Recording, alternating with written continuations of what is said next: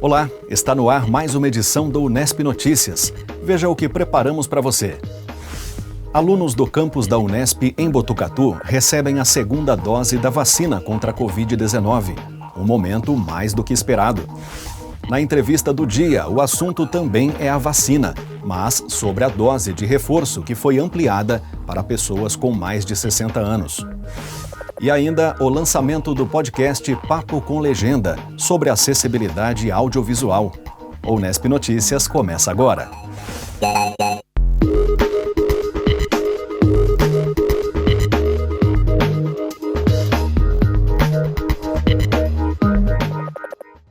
Foi lançado hoje, 30 de setembro, data em que se comemora o Dia do Tradutor, o primeiro episódio do Papo com Legenda, podcast sobre acessibilidade audiovisual criado pelo grupo de pesquisa Matave.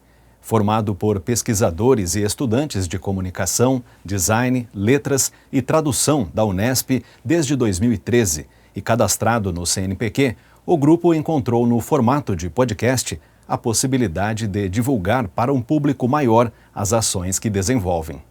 O Matave é um grupo de pesquisa cadastrado pelo CNPq e que trabalha com mídias acessíveis e tradução audiovisual. As mídias acessíveis são produções que são adaptadas para as pessoas com dificuldades ou deficiências visuais e auditivas. E aí esse grupo existe desde 2013 e aí a gente tem alunos de vários cursos atualmente, de rádio, televisão, internet, design, tradução e também pessoas já formadas em letras e tradução. O Papo com Legenda, que é o nosso podcast, ele tem como objetivo ampliar o conhecimento das pesquisas e projetos do Grupo Matave para um público bem amplo e principalmente para um público leigo.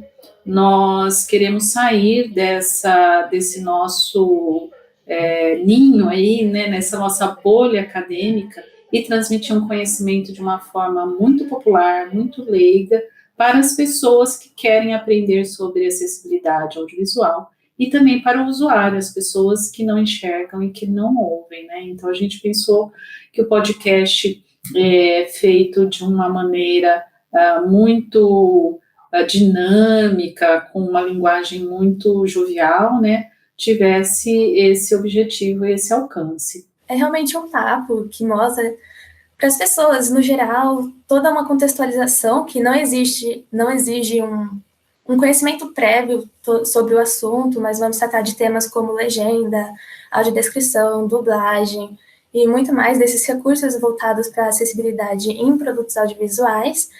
E ele é feito dessa forma justamente porque a gente busca difundir todo esse saber através do podcast.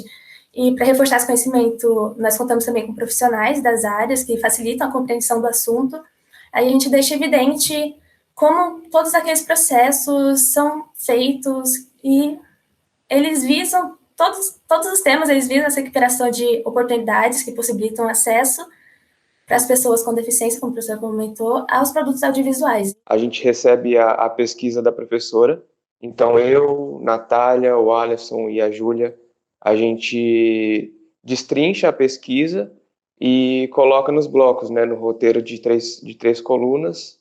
Então, a gente tenta sempre trazer uma linguagem mais, não só acessível, mas também jovial, como a professora disse.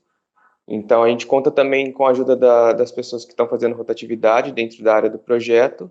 E a nossa linha de produção, a gente recebe a pesquisa, faz o roteiro, aí a gente marca a gravação com a professora e com a Aniele, que é uma das apresentadoras também. Daí, gravado isso, a gente passa para a edição e entre o processo de edição e finalização, a gente passa para o pessoal de transcrição, porque é um podcast sobre acessibilidade, mas tem pessoas que não têm acessibilidade para poder escutar o podcast. Então, tem a transcrição do episódio que vai para o blog do Matave. Então, quem não consegue escutar, pode ler a entrevista completa na íntegra. Fazer a transcrição é sempre um desafio, porque quando você vai passar para o texto escrito, nem sempre você pode deixar marcado todas essas marcas de oralidade, essas pausas que acontecem durante a gravação, mas é sempre muito interessante. Eu faço tradução justamente porque eu gostaria de tornar acessível conteúdos para outras pessoas, e o que a transcrição faz é isso, é tornar esse conteúdo que é voltado para essas pessoas que precisam de mais acessibilidade e torna isso possível. Então, na transcrição, a gente geralmente divide entre 2 ou 3 pessoas o texto e vai fazendo essa descrição, e depois a gente vai corrigindo, vai revisando uma o trabalho da outra para poder realmente não passar nada despercebido. O que torna o Papo com Legenda acessível é realmente como a gente vai distribuir ele, que vai ter tanto em várias plataformas de áudio, que a gente vai distribuir através do Anchor, que envia para diversas plataformas, Spotify, Google Podcasts, Apple Podcasts, então você vai conseguir acessar na sua plataforma de áudio favorita. E também, como o Gabriel já comentou, ele vai ser transcrito, então se você não consegue ouvir o podcast, pode ser dada a sua situação ou dada alguma deficiência, você pode ler. A gente teve que se adaptar de várias maneiras ao EAD, então nossas gravações acabaram sendo remotas. E sobre a questão da edição em si, o João, que desenvolveu toda a trilha, a gente chegou com uma proposta de ser alguma coisa, uma trilha mais leve, sabe? Sem muita agitação. Essa primeira temporada é composta de 6 episódios, então são 5 com temáticas, né, voltadas mesmo para acessibilidade audiovisual e comunicacional. E vamos tratar desde audiodescrição até web acessível, passando pelo usuário, né, uma pessoa com deficiência visual, que é consultora em audiodescrição, haverá um episódio com entrevista, e vamos também ter um episódio com uma roda de conversa com as pessoas que compuseram o Matave desde seu início, são pessoas já formadas, são profissionais, e aí a gente vai ter esse reencontro com eles. Eu adoro fazer parte do Matave, eu acho que é uma possibilidade de realmente expandir os meus conhecimentos, porque toda reunião eu estou aprendendo uma coisa nova, talvez sobre como eu sempre agi, ou de pensamentos involuntários que eu sempre tive, e eu nunca achei que eu fosse ter essa oportunidade de conhecer realmente pelos olhos e pelas bocas das pessoas que vivem com isso todo dia, e saber como que é. É importante frisar, né, que a geração dos nossos alunos é uma geração que inclui muito mais as pessoas no seu entorno, na sua comunicação e na sua produção. Isso já é um aprendizado para a minha geração muito grande, que a minha geração tem muito mais preconceitos, né, seja na forma de agir, como na forma de falar, né, e de escrever. O Instagram do projeto de pesquisa Matave é @matave_unesp, e o do Papo com Legenda é @papo com legenda. Como os integrantes falaram, o podcast pode ser acessado por meio de várias plataformas, e no blog deles é possível acompanhar as ações e os endereços de cada um dos episódios, que serão lançados todas as quintas-feiras. E foi concluída na última sexta-feira a segunda fase da vacinação contra a Covid-19 dos estudantes do campus da Unesp em Botucatu. A nossa equipe esteve por lá para registrar esse momento histórico, aguardado e comemorado por todos. Ao todo, 2.045 alunos receberam a segunda dose do imunizante. O trabalho de imunização dos estudantes da Faculdade de Medicina, do Instituto de Biociências, da Faculdade de Medicina Veterinária e Zootecnia e da Faculdade de Ciências Agronômicas começou em maio. A ação é parte do programa de vacinação contra a Covid-19 adotado pelo município de Botucatu. A cidade foi escolhida para participar de um amplo estudo que avalia a eficácia da vacina Oxford-AstraZeneca. A central de salas do campus de Rubião Júnior foi o local onde ocorreu a aplicação da primeira e da segunda dose do imunizante. A equipe do Centro de Saúde Escola da Unesp ficou responsável pela vacinação das últimas turmas. Desde o início, nós pensamos em evitar aglomeração. Então, nós organizamos 3 salas, né? cada sala com 2 equipes. Então, nós trouxemos em torno de 20 profissionais, né, para conseguir fazer com que essa dinâmica funcionasse da melhor maneira. O CSE integra a rede do Sistema Único de Saúde em Botucatu, por isso acumula experiência em campanhas de vacinação e outros serviços da atenção básica. A gente tem a parceria com a Prefeitura, onde o CSE trabalha junto com a Prefeitura na atenção básica também, né? Atendendo a população, uma região atende em torno de 30% a 40% da população de Botucatu. Então, o CSE também participa de campanhas de vacinação dentro do município, né? Tanto campanhas no Covid, quanto outras campanhas de vacina também, e o atendimento dessa população como unidade básica. Somente na última sexta-feira, os profissionais destacados para o serviço vacinaram mais de 100 alunos dos cursos de medicina e enfermagem.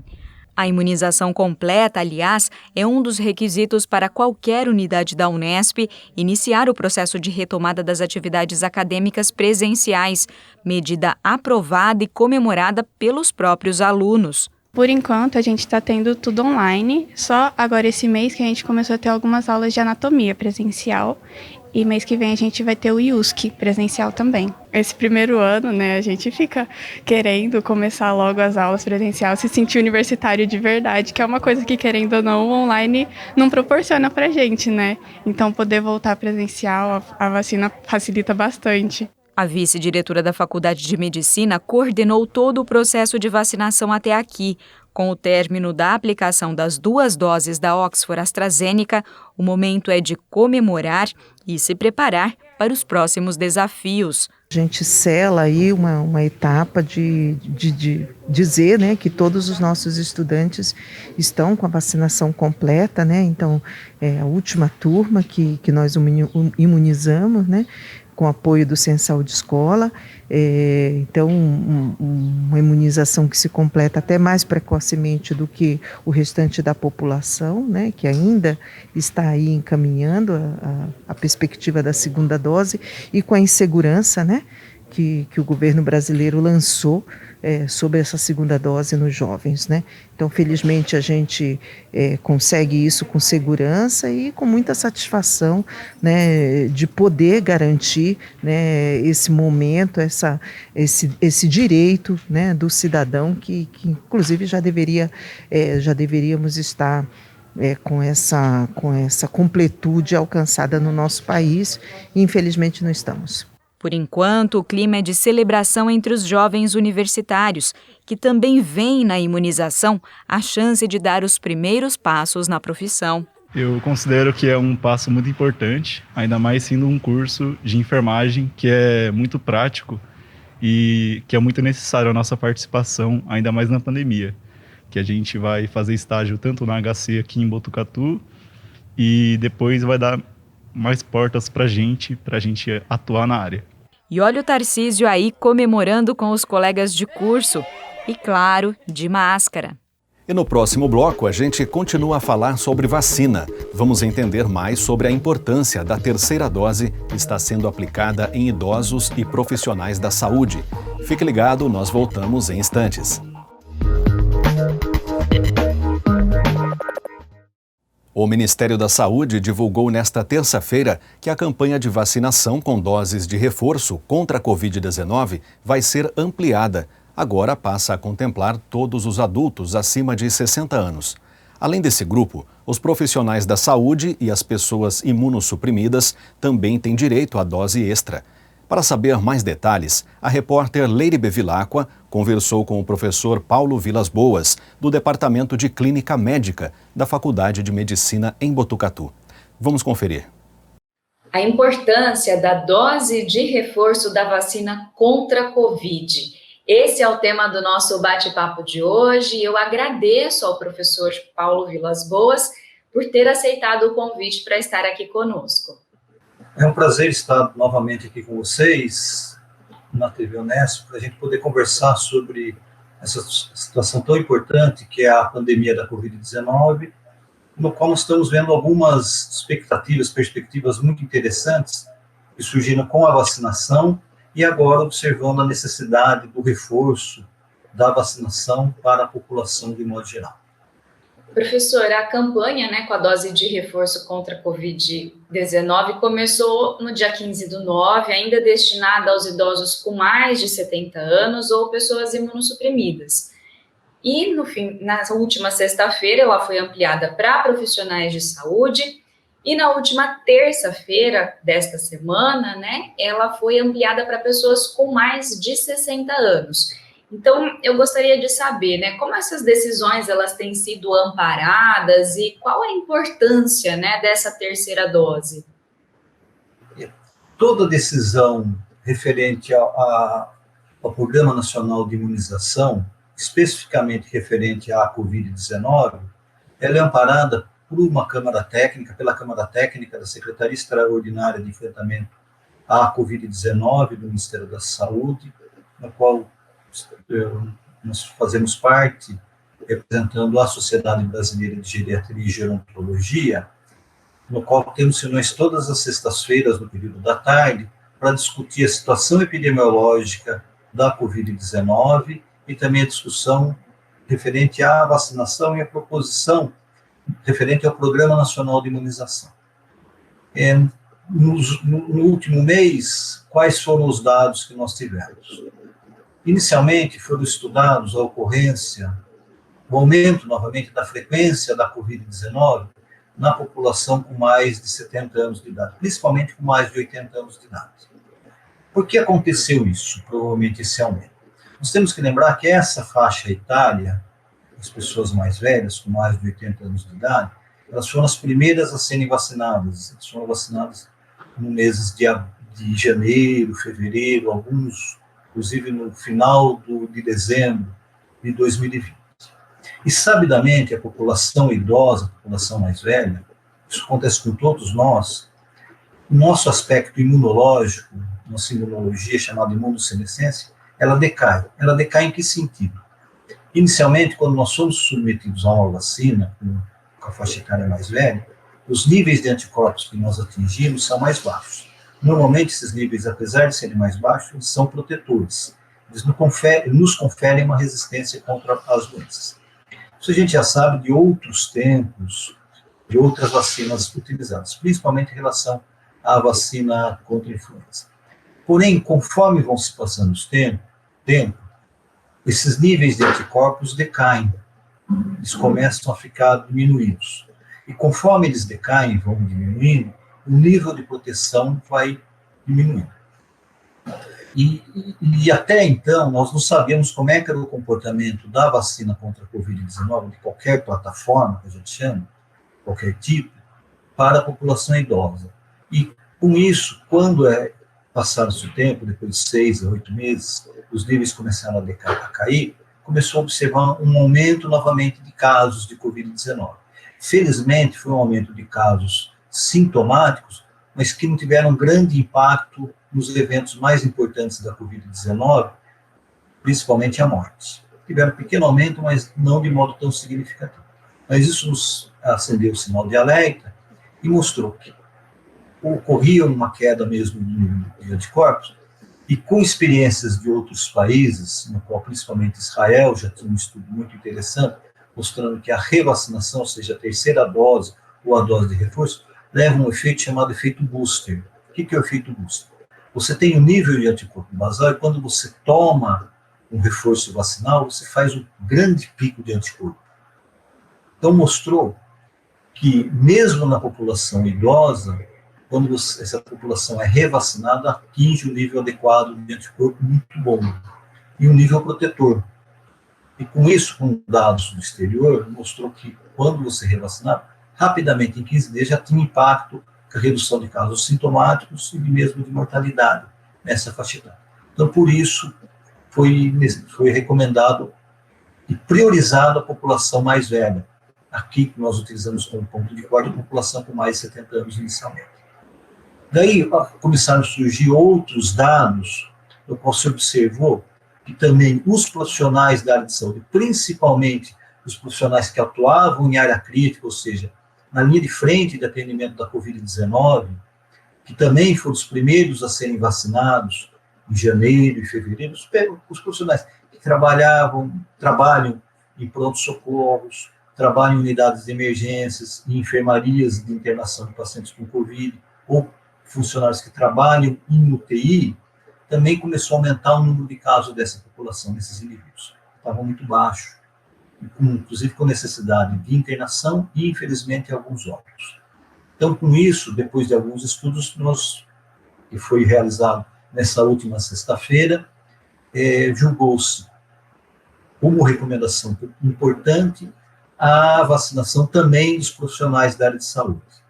Por que esses profissionais? Esses profissionais, eles têm uma queda da imunidade, independente de serem idosos ou não. A gente sabe que a vacina ela tem uma durabilidade de um tempo, ela age com produção de anticorpos do tempo, e esse profissional está muito mais exposto, está muito mais em risco. Lembrar que, apesar da Covid-19 ter diminuído a ocorrência, ela não acabou, ela continua circulando, nós continuamos tendo casos, continuamos tendo óbitos de Covid-19. Então, esses profissionais continuam na linha de frente, continuam atendendo. E esses profissionais, sendo mais expostos, foram considerados como prioritários para revacinar. E também esses profissionais tomaram a vacina em janeiro e fevereiro deste ano. Então, provavelmente, também tem uma queda no nível de anticorpos. E, professor, a orientação, né, é que a dose de reforço seja feita preferencialmente com o imunizante da Pfizer. E aí, na falta dele, né, com doses da Oxford AstraZeneca ou então da Janssen. Por que essa decisão especificamente? O que também nós temos dados, isso são dados tanto de estudos realizados em Israel, alguns estudos realizados nos Estados Unidos, e também nós já temos estudos realizados aqui na América Latina, pelo grupo do Uruguai, mostrou que pessoas que são revacinadas com doses ditas de outras plataformas, ou seja, o esquema de vacinação heterólogo, que está se usando o termo, o que seria heterólogo? Eu tomo a vacina A, sou revacinado com a vacina B, ou tomo a vacina B, sou revacinado com a C, ou tomo a vacina C, sou revacinado com a D, assim por dentro, mostrou que os níveis de anticorpos atingidos são muito maiores quando eu faço a revacinação com a mesma vacina, com o mesmo tipo. Então, quando eu tomo a vacina A e sou revacinado com a B, eu atinjo um nível de anticorpo maior se eu sou vacinado com A e sou revacinado com a A. Então, quando eu utilizo uma plataforma diferente de vacina, ou seja, o esquema de vacinação heterólogo, o nível de anticorpos aumenta muito. E o principal estudo que nós temos na América Latina é o estudo realizado no Uruguai, que foi realizado com a vacina, a população foi vacinada inicialmente com a vacina da Coronavac, tomou a dose de reforço da Pfizer. E esse grupo atingiu níveis de anticorpos 20 vezes maior do que o seu basal. Então, mostrou que quando foi utilizado a Pfizer, a vacina da Pfizer, que é uma plataforma diferente da vacina da Coronavac, o nível de anticorpo atingido é maior. Então, por isso a recomendação. Então, a recomendação da Câmara Técnica, da Secretaria Extraordinária de Enfrentamento da Covid-19, é que as pessoas sejam vacinadas depois de 6 meses do esquema completo vacinal, ou seja, tomou a segunda dose, no caso da vacina da Coronavac ou da vacina AstraZeneca Oxford, 6 meses depois, ou quando tomou somente uma dose da Janssen, que é a dose única, 6 meses depois dessa dose. Então, quando você tem esquema vacinal completo, 6 meses depois, você toma a dose de reforço, preferencialmente da Pfizer. Aqui é um aspecto importante. Na recomendação, só se comenta preferencialmente da Pfizer. Ela não exclui o uso das outras vacinas disponíveis no Brasil, sejam Janssen, AstraZeneca ou Coronavac. Tá? Então, existem... E qual vai ser a proposta? Vai depender muito da vacina que o Estado ou mesmo o município tem no momento para fazer a revacinação. Existem locais que estão revacinando com Pfizer, todos os profissionais da área de saúde. Tem locais que estão revacinando os profissionais de saúde que tomaram AstraZeneca, inicialmente vão tomar ou da Pfizer ou mesmo da Coronavac, e profissionais que tomaram da Coronavac podem tomar vacina da AstraZeneca ou da Pfizer. Vai depender da disponibilidade nesse momento. Provavelmente a vacina da Janssen não vai ser utilizada como reforço, porque ela está sendo destinada principalmente para os adolescentes, nesse momento. Então, não tem um esquema único preconizado. É recomendado preferencialmente da Pfizer, mas vai depender da disponibilidade no local. Provavelmente, para os próximos meses, nós teremos a grande maioria da população sendo revacinada com dose de reforço da Pfizer, porque o Ministério da Saúde adquiriu uma grande quantidade que deverá chegar em outubro e novembro. E, professor, ainda há muita dúvida, né, sobre a eficácia da vacina diante dessa necessidade da terceira dose, mas os números aqui no Brasil e também na nossa região, aqui de Bauru, aí de Botucatu, onde o senhor está, né, a vacinação, ela tem sido eficaz, os números têm indicado isso. Por que ainda há tanta dúvida, né, e questionamento sobre a terceira dose, se a gente tem outras vacinas de outras doenças que também precisam de doses de reforço, né, de terceiras doses, por exemplo? Eu nem comentaria que tem necessidade de terceira dose, eu comentaria que tem necessidade de dose de reforço. Vou dar 2 exemplos que a gente sempre está reforçando, sempre toma dose de reforço. A vacina de tétano, que nós tomamos a vacina, completamos o esquema vacinal com 15 anos de idade, é recomendado o reforço a cada aniversário de 25 anos, de meio de década, né? Ou 25 anos, 35 anos, 45 anos, 55 anos. Que são necessidades de reforço da vacina contra tétano, que é duplo adulto.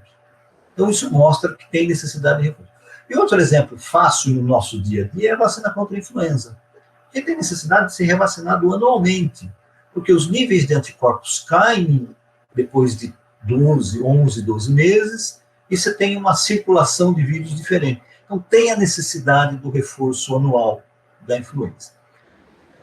Existem alguns motivos que nos levam levam algumas pessoas a desacreditarem da necessidade de reforço. Primeiro, a gente tem que observar que no mundo todo surgiu um movimento muito grande contra a vacina, tem surgido isso nos últimos 10 anos, e depois que surgiu a Coronavac, ele se aflorou. Coronavac não, desculpe. Depois que surgiu a Covid-19, ele se aflorou. Isso é um aspecto importante, que é um movimento mundial contra a vacina. Aqui, especificamente no Brasil, a resistência contra a vacinação e agora contra o reforço foi porque, num dado momento, houve uma briga política muito grande em relação às vacinas, que não deve ser encarada por ninguém que faz a ciência de modo correto. A gente sabe que a vacina tem seu benefício e a gente não pode misturar política nesse momento de saúde. E um outro aspecto também que é importante é que a Covid-19, a gente tem que pensar que é uma doença relativamente nova. Ela surgiu no final, em dezembro de 2019, que ela foi considerada como doença, e foi encarada como pandemia em março de 2020. Então, é uma doença, quando a gente pega o histórico das doenças a nível mundial, é uma doença nova, então cria muita resistência das pessoas. Até hoje, infelizmente, nós temos pessoas que acreditam que a Covid-19 não existe. Isso é um descrédito para a ciência. Infelizmente, acho que toda a população brasileira teve algum conhecido que faleceu de Covid-19. A gente tem que lembrar que nós já temos 595 mil óbitos pela Covid-19 durante toda a pandemia. Então, existe um descrédito em relação, acho que, a esses fatores. Tá? As pessoas não acreditarem na eficácia da vacina, um grupo importante, as pessoas não acreditarem que a Covid-19 existe, as pessoas politizaram muito a vacinação. Então, tudo isso leva a um descrédito da vacina. Mas, claramente, o grande impacto que teve na população, isso se mostra pela redução importante, felizmente importante, da redução do número de óbitos da Covid-19. Sabemos que está ocorrendo alguns óbitos, estão ocorrendo óbitos ainda em um número importante, mas houve uma redução importante no número de óbitos. E o que, quando a gente analisa as curvas de óbito da Covid-19, claramente o que teve impacto foi a vacinação da população. Então, isso em todo o Brasil, especificamente em algumas regiões por exemplo, o estado de São Paulo, que tem uma cobertura vacinal muito importante, dados de ontem, 78% da população já tomou a primeira dose, 54% da população, total da população, já foi vacinada. Então, isso mostra que uma boa campanha de vacinação, e isso a gente sabe fazer, o Brasil sabe fazer campanha de vacinação, nós temos experiência, o Sistema Único de Saúde funciona, mostrou claramente que funciona durante a pandemia, nesse aspecto da vacinação funciona muito bem, a gente sabe que vacinando, nós vamos ter um controle da doença. Nós não vamos conseguir, infelizmente, nesse momento a gente não vai conseguir falar que vamos acabar com a doença, com a Covid-19. Nós vamos ter um controle importante. Por causa disso, mesmo estando vacinado, nós precisamos continuar tomando as medidas de precaução. Continuar usando máscara quando tiver manter o distanciamento social, evitar aglomeração e fazer a higienização da mão. E dentre essas recomendações, né, professora, a gente ainda tem as pessoas que não foram se vacinar com a segunda dose. E é muito importante que o ciclo vacinal seja completo. Então, eu gostaria também, né, que para a gente finalizar essa conversa, o senhor deixasse especificamente, nesse momento que já tem a dose de reforço, né, uma recomendação para quem ainda não foi completar, né, o seu ciclo vacinal com a segunda dose. Essa sua lembrança acho que é fundamental. A gente tem que lembrar que a partir da primeira dose nós já temos alguma cobertura, produção de anticorpo, algum grau de proteção, mas sabidamente o nível de proteção somente será plenamente atingido quando for realizar a minha segunda dose de vacinação. Então é fundamental nós tomarmos a segunda dose da vacina. Não podemos deixar. Hoje em dia, o Ministério da Saúde está recomendando muito bem. Se existe falta de uma... Por exemplo, eu tomei a vacina A, eu vou na unidade, eu não tem naquela a vacina A que eu fazer o reforço, está sendo aplicada a vacina B. E também produz uma proteção muito boa. Então, as pessoas não estão fazendo a segunda dose, não é por falta de vacina, é porque elas estão deixando de ir. E é importante reforçar isso. Precisamos completar o esquema vacinal com a aplicação da segunda dose nos esquemas que é recomendado a segunda dose. Tá certo, professor. Eu agradeço mais uma vez a sua participação aqui conosco e todas essas informações que são tão ricas, né, e ajudam, sem dúvida nenhuma, a população. Muito obrigada. Eu que agradeço o convite e eu acho que como mensagem final, eu colocaria, é importante ser vacinado, completar o seu esquema vacinal, e é importante nós continuarmos tomando a medida de precaução, de prevenção, porque, infelizmente, a Covid-19 não acabou ainda. Então, todos nós temos que fazer a nossa parte. E a gente tem que tomar a vacina, ser vacinado, por dois aspectos. O aspecto individual, mas principalmente o aspecto coletivo. A vacinação traz um benefício coletivo gigantesco. Vamos agora para um intervalo bem rápido e a seguir você confere uma pesquisa que pode contribuir muito com o tratamento de cães com lesões no sistema nervoso. A gente explica todos os detalhes já já, não saia daí.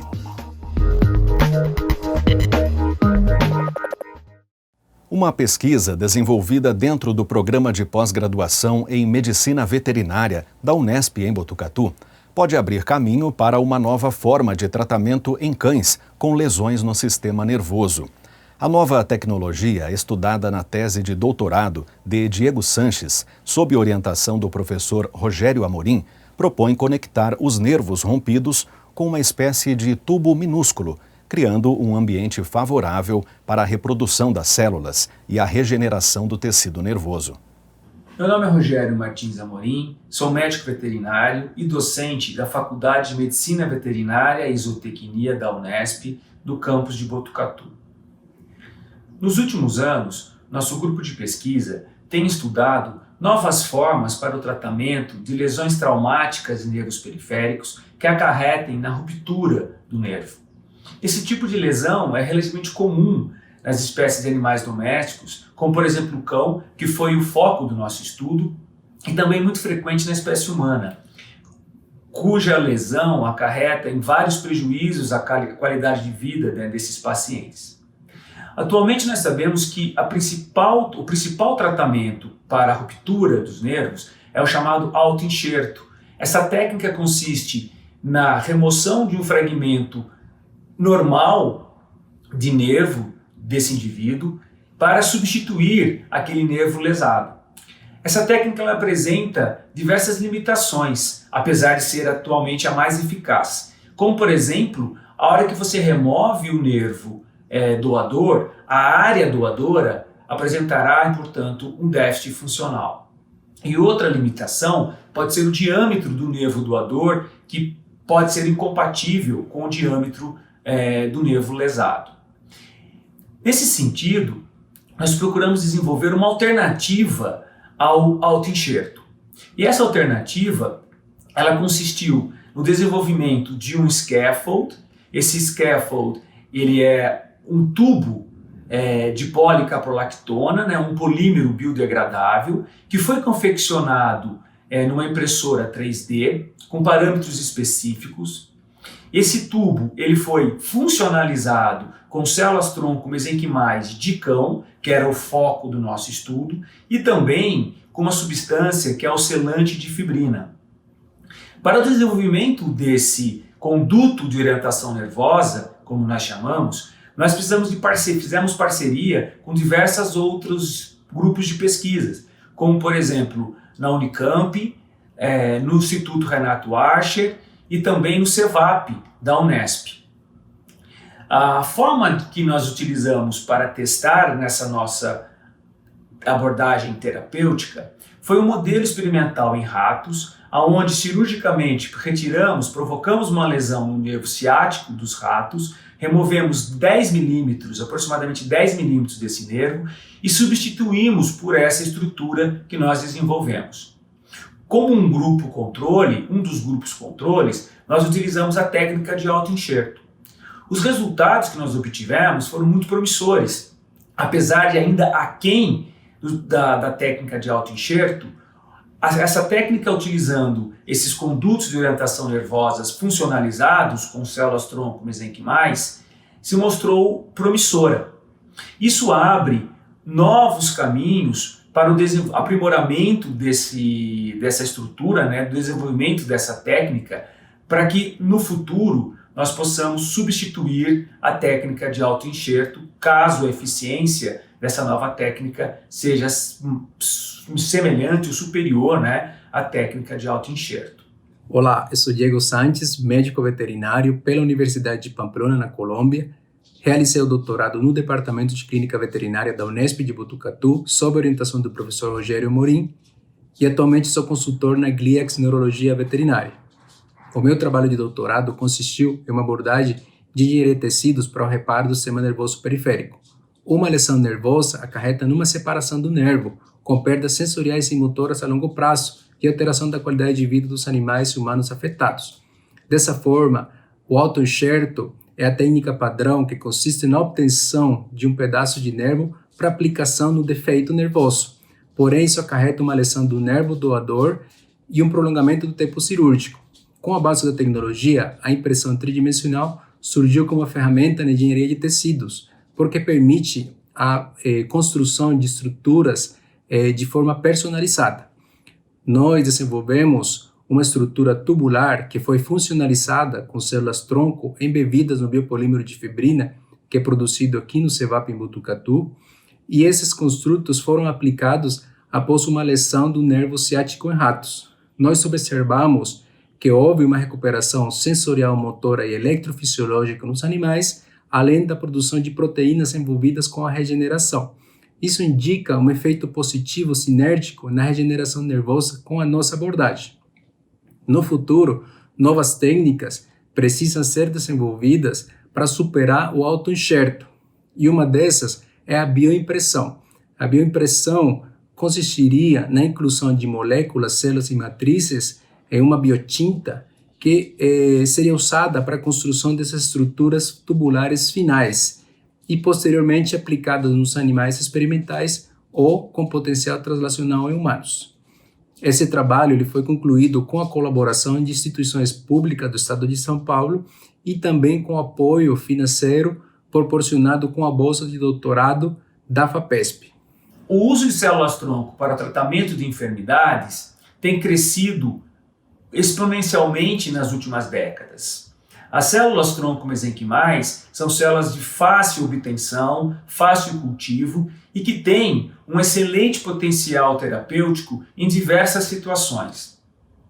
Apesar de ainda ser uma biotecnologia em desenvolvimento, que ainda não está disponível na maior parte das vezes na rotina clínica, vários avanços já foram feitos nessa direção e no futuro nós esperamos que esse tipo de tecnologia esteja disponível tanto para o tratamento de animais domésticos como também de seres humanos. A medicina regenerativa tem avançado muito no objetivo de restabelecer a função daquelas áreas lesadas. No caso dos nervos periféricos, a regeneração nervosa ela se mostrou facilitada com o uso dessa abordagem. Maiores detalhes do nosso estudo pode ser obtido no periódico Stem Cell Research and Therapy. É um periódico especializado da área de células-tronco, terapia celular e medicina regenerativa, onde nós tivemos a honra de conseguir a publicação dos nossos resultados.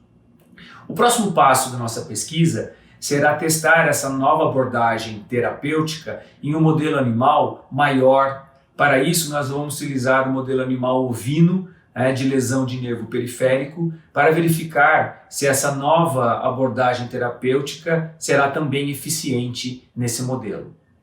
E agora a gente abre espaço para falar da presença dos campus da Unesp em Marília, Itapeva e Botucatu, aqui no Unesp Notícias. A partir de agora, as reuniões de pauta do Departamento de Jornalismo da emissora contam com mais 3 integrantes, um de cada uma dessas unidades. A ação também marca a expansão da TV Unesp, que em breve estará disponível em sinal aberto aos moradores de Itapeva e Botucatu. Realizada semanalmente entre o Departamento de Jornalismo e a direção da TV Unesp, a reunião de pauta tem por objetivo definir os temas que serão trabalhados para as próximas edições do Unesp Notícias. Em setembro, os encontros semanais passaram a contar com a presença de mais 3 integrantes. Alisson, assistente de suporte acadêmico do campus da Unesp em Itapeva, Luiz Gustavo Guga, jornalista responsável pela comunicação da Unesp em Marília, e Barduco Júnior, vice-coordenador da Agência de Divulgação Científica e Comunicação do Instituto de Biociências da Unesp em Botucatu. Eles terão um papel fundamental para que pesquisas, projetos de extensão e outros tipos de ações desenvolvidas dentro destes campos cheguem à programação da TV Unesp. Essa é uma fase esperada do planejamento nosso de comunicação aqui na FFC. A assessoria de comunicação ela vem trabalhando desde 2009 aqui no campus. E desde quando a gente começou com o projeto de assessoria de comunicação e imprensa, um projeto não era certamente ligado com a reitoria, mas tinha uma aproximação muito grande com a reitoria, culminou também com a criação da TV Unesp, na mesma época, e localmente a gente trabalhou para que a gente viabilizasse aqui na cidade de Marília, pela FFC, um canal local a cabo de TV. E esse projeto, o nome dele original era Campus TV, e a gente usava na nossa programação programas da TV Unesp.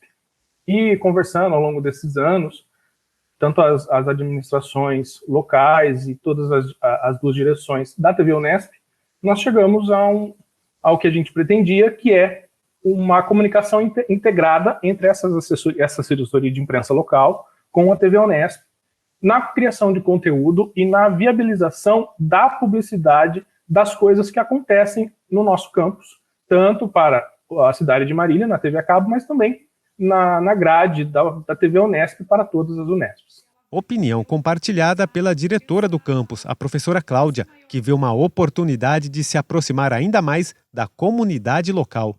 A consolidação dessa parceria da FFC em Marília com a TV Unesp, por meio da assessoria local de comunicação e imprensa e o projeto da Campus TV, muito me orgulha e anima, pois vem ao encontro de uma proposta de uma das propostas iniciais desta gestão, que é dar maior visibilidade ao conteúdo científico produzido nesta unidade da Unesp de Marília e aproximar a comunidade, visando, essa ampliação dessa visibilidade e o contato, inclusive, com a nossa comunidade.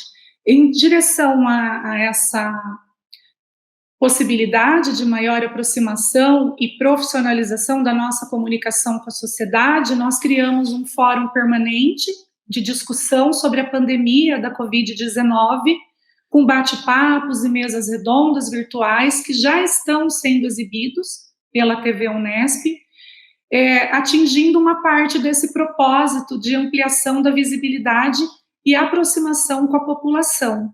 Se em Marília a TV Unesp já se faz presente no canal a cabo, em Itapeva a emissora chegará gratuitamente a toda a população em breve, em sinal aberto, o que aumenta ainda mais a importância do Alisson nas reuniões do jornalismo da emissora. Eu fiquei responsável por colaborar com a transmissão de conteúdos, de demandas, informações e solicitações entre a TV Unesp e o campus aqui de Itapeva. E a gente sabe que isso vai permitir que a gente divulgue as ações com uma comunicação muito mais eficiente. A expectativa é que a gente possa aumentar a nossa visibilidade, sendo que a gente sabe que a TV é um importante instrumento para o relacionamento entre a universidade e a sociedade. E a comunidade ela vai contar com um veículo de fácil utilização e de fácil acesso de tudo que é produzido aqui dentro da Unesp. A diretora executiva do campus em Itapeva classifica a entrada da TV Unesp no município como uma vitória da ciência. Muito porque as pessoas elas não conseguem visualizar o que é a questão científica, né? Hoje a gente fala muito de ciência na televisão, muito por conta da pandemia, mas há um tempo atrás a gente não falava assim de ciência, né? Em acreditar na ciência, que talvez a pessoa não sabe nem ao certo o que é essa ciência, né? Uma grande maioria da população não sabe o que é essa ciência.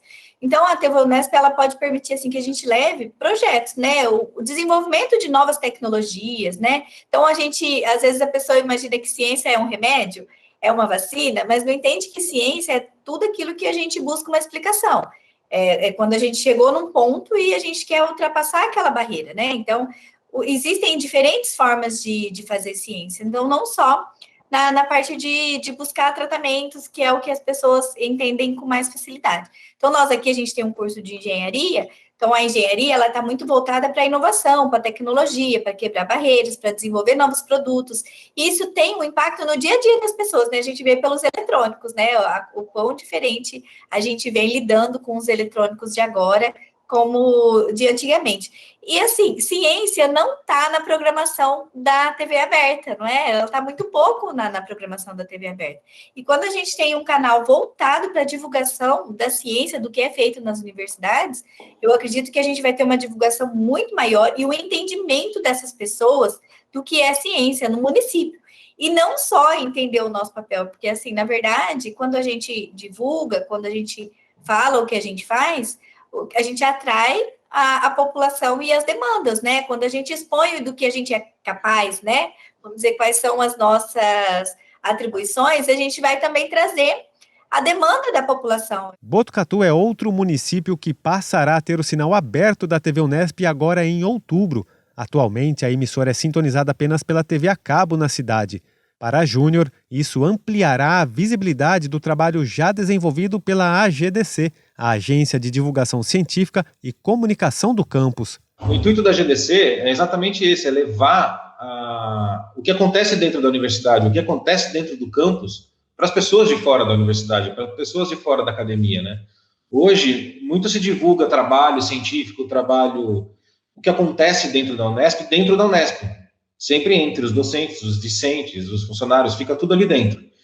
E a chegada da TV aqui em Botucatu deu uma outra oportunidade para a gente, para divulgar esse trabalho que acontece dentro da universidade, que nós começamos a levar via GDC, usando o YouTube e o Facebook, para fora, agora a gente pode liberar dentro da casa das pessoas que estão abertas. Então, esse contato com a TV Unesp, ele encaixa certinho com o objetivo da GDC, que é fazer a divulgação científica de tudo que acontece ali dentro da universidade. Já o diretor do grupo administrativo do campus da Unesp em Botucatu vê na emissora a possibilidade de traduzir a ciência produzida na academia para uma linguagem mais acessível a todos. Normalmente, nós docentes, nós da área técnica, temos toda a nossa divulgação científica de forma muito rígida, porque nós publicamos em artigos científicos, em revistas especializadas. Acho que esse será o grande momento para nós, de levarmos as informações, o conhecimento, através de uma aproximação com uma linguagem, uma forma mais próxima da nossa realidade. E eu tenho certeza que a população vai entender um pouco melhor tudo aquilo que nós fazemos. Muito bacana, né? Então não perca as próximas edições para conferir mais detalhes dessas unidades aqui no Unesp Notícias. E um último recado para os vestibulandos. Terminam na próxima quinta-feira, dia 7 de outubro, as inscrições para o vestibular 2022 da Unesp. Acesse o site da VUNESP, responsável pelo processo seletivo, e confira todas as informações. E lembre-se, se você ainda está em dúvida sobre qual carreira seguir, no site que aparece aqui na tela, você encontra o Manual do Candidato e também o Guia de Profissões com detalhes de todos os cursos oferecidos pela Unesp. Então não deixe a sua inscrição para a última hora. O Unesp Notícias fica por aqui, a gente volta a se encontrar na quinta-feira que vem. Até lá, confira a nossa programação também no canal do YouTube. A gente se vê. Tchau, tchau.